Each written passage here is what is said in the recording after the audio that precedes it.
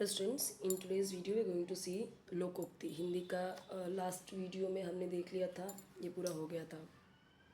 और एक वीडियो है इसका मुहावरा का, वो भी इसी में अपलोडेड है, आप देख सकते हो। तो इसके पहले आपको वो वीडियो भी मिल जाएगा। ओके, सो अभी लोकोक्ति का मतलब क्या है कि टाइम टाइम पर, समय समय पर अनुभवी लोगों द्वारा जो बातें कही गई उसे ही क्या कहते हैं, उन्हीं बातों को, उन्हीं स्टेटमेंट्स, उन्हीं कथनों को लोकोक्ति कहते हैं। लोकोक्ति भाषा को प्रभावशाली और रोचक बनाती है। ठीक है, आप देखोगे तो लोग बातचीत में लास्ट लास्ट में एक ज़रूर बोल देंगे। ठीक है, जैसे नाच न जाने आंगन टेढ़ा, और बोल देंगे कि आगे नाथ न पीछे पगहा। इस तरीके से बहुत सारे रहते हैं जो लोग अपने से वो सेंटेंस में ऐड करते हैं, और वो जो रहता है ना, जो लोकोक्ति रहता है वो बिल्कुल मैच होता है उस सिचुएशन से मैच होता है। यानी कि उसके जो लोकोक्ति होती है उसके कहने का अर्थ कुछ और होता है, लेकिन रहता कुछ और है। शब्दों पे ना जाके उसके अर्थ पे जाना होता है। ठीक है, तो मुहावरा और इसमें अंतर क्या है? तो मुहावरे और लोकोक्ति में ना रूप, अर्थ और प्रयोग, तीनों स्तरों पर अंतर है। तीनों में, चाहे उसके रूप की बात करें, अर्थ की बात करें या फिर प्रयोग की बात करें। मुहावरा एक पदबंध है, जबकि लोकोक्ति एक वाक्य होता है पूरा। ठीक है, लोकोक्ति एक ऐसा कथन है जिसका संबंध किसी खास घटना या प्रसंग से होता है, जबकि मुहावरे के साथ ऐसा नहीं है। मुहावरे का प्रयोग वाक्य में ही हो सकता है, जबकि लोकोक्ति का प्रयोग स्वतंत्र रूप में भी हो सकता है। जैसे मैंने बोल दिया नाच न जाने आंगन टेढ़ा, ठीक है, या फिर मैंने बोल दिया आगे नाथ न पीछे पगहा। ठीक है, जैसे मैंने बोल दिया कि भैंस के आगे बीन बजावे भैंस खड़ी पगुराए, इस तरीके से हम बोल देते हैं। तो ये हो गया। और काली जो होती है कि अरे मेरे लिए तो काली अक्षर भैंस बराबर है। तो ये सब क्या है, लोकोक्ति है, जो कि आप उसे स्वतंत्र रूप में उसका प्रयोग कर सकते हो। मुहावरे का वाच्यार्थ न लेकर लाक्षणिक अर्थ लगाया जाता है, जबकि लोकोक्ति में मूल अर्थ ही होता है, उसमें अर्थ छुपा रहता है। लोकोक्ति में जीवन का वास्तविक अनुभव होता है, जो लोगों ने उसे अनुभव किया। ठीक है, कभी ना कभी वो चीज़ें उन्होंने इन रियलिटी उन्होंने वो चीज़ें अनुभव की, और आगे चल के वही क्या बन गई, लोकोक्ति बन गई। ठीक है, अब मान लीजिए कि कोई ऐसे नाच रहा है और उसको नाचने नहीं आ रहा, तो उसने क्या बोल दिया कि अरे ये आंगन तो टेढ़ा है, इसके लिए मैं नहीं नाच पा रही हूँ। तो अब उसी टाइम पे किसी ने बोल दिया नाच न जाने आंगन टेढ़ा है, तब से वो चीज़ चल आई ऐसा। अब जैसे नाच न जाने आंगन टेढ़ा, काम न जानने पर बहाने बनाना, वो काम आ नहीं रहा है और उस पर बहाने बना रहे हैं कोई। ठीक है, तो इसका मीनिंग ये निकलता है, नौ नगद न तेरह उधार। ठीक है, यानी कि जो मिल जाए वही अच्छा है।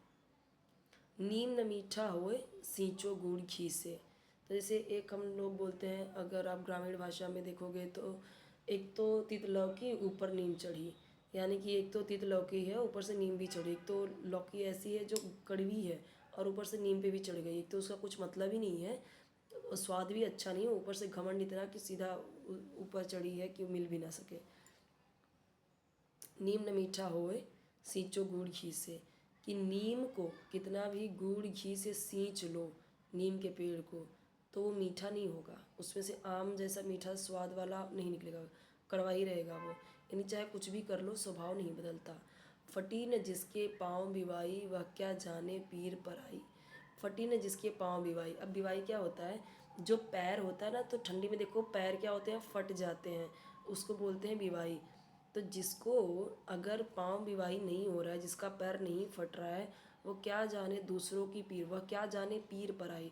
पीर यानी पीड़ा, और पराई यानी दूसरे लोगों की, तो वह दूसरे पराये लोगों की पीड़ा को यानी पीड़ा को क्या जाने। यानी सुखी मनुष्य दूसरे के कष्टों का अनुमान नहीं लगा सकता। देखिए कैसे मीनिंग निकल रहा है इसका। बीतिता ही विसार दे आगे की सुधि ले।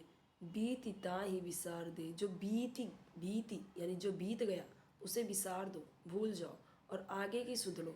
और आगे यानी भविष्य की बातें सोचो, भविष्य के बारे में सोचो, पिछली बातें भुलाकर भविष्य के बारे में सोचो।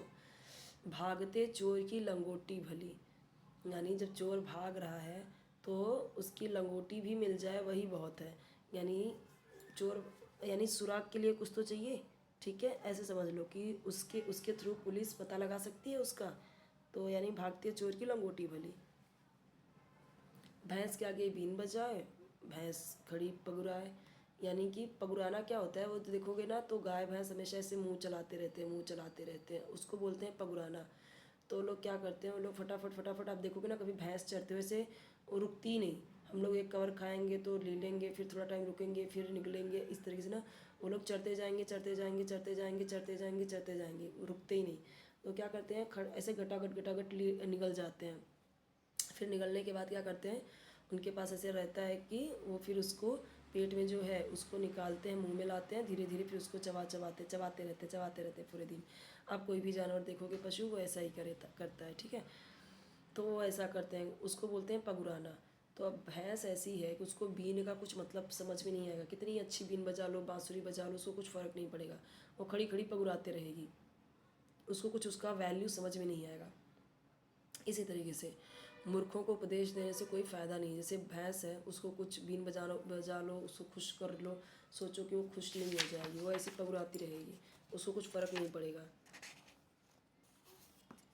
अब नॉर्मल है, जैसे हम बोलते हैं कि बोए पेड़ बबूल का तो आम कहाँ से हुए। जब आपने बबूल का पेड़ बोया है तो उसमें कांटे ही निकलेंगे ना, अब उसमें आम के फल थोड़ी आएंगे।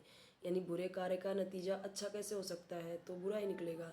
लातों के भूत बातों से नहीं मानते, एकदम सिंपल है, हम हमेशा बोलते हैं जिसको, यानी कि जो नीच लोग हैं ना वो भैंसे ही काम करते हैं, ठीक है। सिर मुड़ाते ही ओले पड़े, यानी हम बोलते हैं ठंडी के टाइम में सिर मत टकले मत हो या बाल मत निकलवाओ, बाल बड़े रखो ताकि ठंडी नहीं लगे ज़्यादा। हम क्या करते हैं, गर्मी में बाल कटवाते हैं बच्चों के, और आदमी लोग भी गर्मी में बाल कटवाते हैं ताकि उनको गर्मी ना लगे, ठंडी में वो रखते हैं बाल।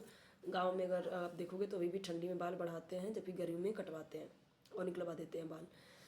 तो वही बोलते हैं कि जब सिर मुड़ा लिया, यानी जब सिर से पूरा बाल निकलवा लिया, मुड़ाना सिर मुड़ाना नहीं, पूरे बाल निकाल दिए, तो ओले पड़े, यानी सर के ऊपर क्या पड़े, ओले पड़े। यानी काम शुरू करते ही विघ्न आने लगे। सांप भी मर जाए लाठी भी ना टूटे, यानी काम भी हो जाए और हानि भी नहीं उठाना पड़े। हाथ पर दही नहीं जमता, यानी काम होने में समय लगता है। हाथ पे दही जमे ही क्या, आप कब तक लेके रखोगे, उसको टाइम लगेगा ना, कब तक हाथ में लेके रखोगे। हाथ कंगन को आर्ष से क्या, पढ़े लिखे को फार्स से क्या, आप सुने होंगे। प्रत्यक्ष को प्रमाण की आवश्यकता नहीं है, हाथ कंगन को आर्ष से क्या, कोई भी प्रत्यक्ष चीज़ है तो उसको प्रमाण की ज़रूरत है क्या, जो सामने दिख रहा है। पढ़े फारसी बेचे तेल, यह देखो कुदरत का खेल। जो फारसी पढ़ लिया, जो बहुत कुछ पढ़ लिया है, तभी भी वो तेल बेच रहा है, यह देखो कुदरत का खेल। यानी पढ़े लिखे लोगों को भी छोटे कार्य करने पड़ते हैं, पढ़ सकते हैं। हाथी के दांत दिखाने के और खाने के और होते हैं, यानी कहना कुछ है और करना कुछ है। कहने के लिए कुछ और कहते हैं और दिखाने के लिए कुछ और, ठीक है, करने के लिए कुछ और करेंगे। अकेला चना भार नहीं फोड़ सकता, संगठन के बिना कार्य सफल नहीं हो सकता। एक साधे सब सधे, सब साधे सब जाए। एक पे लक्ष्य रखोगे तो वो हो जाएगा, सब पे लक्ष्य रखोगे एक साथ कई सारे काम पे, सब चला जाएगा, कुछ हाथ में नहीं आएगा। किसी एक ही कार्य को मन लगाकर पूरा करना चाहिए, ठीक है। अनेकों काम एक साथ शुरू कर देने से सब काम असफल हो जाते हैं। आगे नाथ न पीछे पगा, यानी न आगे नाथ है न पीछे पगा है, यानी आगे पीछे किसी प्रकार की जिम्मेदारी नहीं होनी है किसी को। किसी के आगे अगर आगे पीछे ना आगे कोई है ना पीछे कोई है, तो हम उसको बोलते हैं अरे इनके आगे ना पीछे ना कोई, तो आगे नाथ न पीछे पगा, इनको कोई टेंशन ही नहीं है। आए थे हरि भजन को ओटन लागे कपास, ठीक है। किसी अच्छे कार्य को करने के लिए जाना मगर कोई व्यर्थ काम करने लगना, यानी ऐसे ही होता है ना, खोदा पहाड़ निकली चुहिया। कोई पहाड़ पूरा खोद लिया और निकली क्या चुहिया, यानी कोई बहुत बड़ा परिश्रम किया और उसका पारिश्रमिक कुछ न मिले, कुछ फालतू मिल जाए, ऐसे ही ये भी है। आप बैल मुझे मार, यानी जानबूझकर विपत्ति को निमंत्रण देना, ये सब आपने सुना ही होगा। ऐसे एक है 100 चूहे खाकर बिल्ली हज को चली, ठीक है, यानी कई सारे पाप करके फिर तीर्थ जाना। तो ये सब क्या है, लोकोक्तियाँ हैं, कहावतें हैं, ठीक है। तो अब यहाँ पे देखिए कई सारे क्वेश्चन हैं, इसका एक और वीडियो बनाऊंगी मैं, ठीक है, दूसरे बुक से देख लीजिए, यहाँ पे है दिया हुआ है। मुहावरा का अर्थ बताना है और वाक्य में प्रयोग करना है, फिर यहाँ पे लोकोक्तियाँ दी गई उनका वाक्य में प्रयोग करना है। कोई वीडियो चाहिए कमेंट सेक्शन में बताइए, चैनल जरूर सब्सक्राइब कीजिए, वीडियो लाइक कीजिए, फ्रेंड्स के साथ जरूर शेयर कीजिए ताकि उन्हें भी हेल्प मिले। अलग से एक व्याकरण का वीडियो चैनल प्लेलिस्ट है, हिंदी व्याकरण, हिंदी ग्रामर करके और हिंदी व्याकरण करके, मतलब दोनों ही आपको मिल जाएगा इस नाम से। हिंदी ग्रामर और हिंदी व्याकरण करके एक प्लेलिस्ट है, उसी में है। और एक और है प्लेलिस्ट, उसमें सब डिटेल में ग्रामर की चीज़ें हैं, वो जैसे 10th के बाद के लिए इम्पॉर्टेंट है और कॉम्पिटिटिव एग्ज़ाम्स के लिए ज़रूरी है। ये सारे भी सर हर एक स्टैंडर्ड के लिए ज़रूरी है हिंदी का।